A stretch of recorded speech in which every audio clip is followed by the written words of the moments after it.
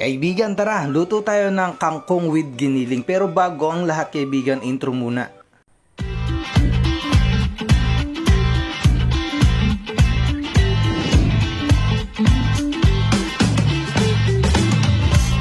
Dalawang kilong giniling, kaibigan, tapos pakuluan natin sa loob ng 15 minutes. At pagkatapos, kaibigan, tanggalin natin itong mga dahon ng kangkong. Uulit-ulitin lang natin itong ganitong proseso, kaibigan, hanggang sa matapos natin yung paggagayat o pagtanggal nung dahon ng ating kangkong, kaibigan.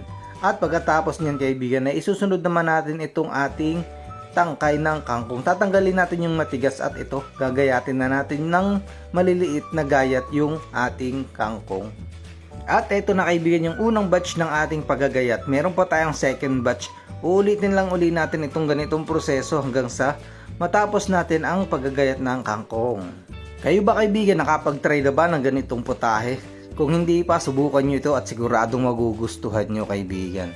At pagkatapos ng 15 minuto, kaibigan, ay sasalain na natin itong ating giniling o nilagang giniling, kaibigan. Siya nga pala, kaibigan, tinimplahan ko ito ng salt at pepper. At pagkatapos, lagay na tayo ng mantika. Tapos lagay na ako ng bawang at saka sibuyas. At syempre, kaibigan, naglagay nga din pala ako ng kamatis. Tapos ilalagay na natin itong ating giniling na baboy. Tapos, kaibigan, hugasan natin itong ating kangkong. Siya nga pala, naglagay ako ng konting carrots, kaibigan. Tapos halu-haluin lang natin yung ating giniling at timplahan ng oyster sauce, kaibigan, at saka paminta. Tapos lalagyan na rin natin ng pork cubes, kaibigan. Tapos, kaibigan, isunod na natin itong ating ginayat na kangkong at carrots. Tapos halu-haluin lang natin, kaibigan. Mekos-mekos lang, sabi nga. Tapos add lang tayo uli ng konting oyster sauce, kaibigan, kung medyo natatabangan lang tayo. Tapos ilagay na natin itong ating dahon ng kangkong. Ayan, malapit na itong maluto, kaibigan. Hihintayin lang nating malanta o maluto yung ating nilagay na dahon, kaibigan. At pwedeng-pwede na itong timusan. Ayan. Pagkatapos ng mga ilang minuto, kaibigan, ito na ang ating panibagong putahe na sinasabing pork giniling with kangkong, kaibigan.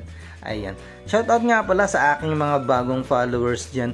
Welcome na welcome po kayo dito. At kung napanood nyo po dito sa padulo ng video nito, pa-comment naman kung taga saan ka para naman mabati kita, kaibigan. At shoutout nga din po pala, mga kaibigan, sa ating mga kababayang OFW dyan. Welcome na welcome kayo rito, kaibigan. Kaya kapag napanood nyo ito, kaibigan, pa-comment naman kung taga saan ka para mabati rin kita. At eto na, kaibigan, naglagay ako dito ng chili garlic, kaibigan, at ako'y kakain na.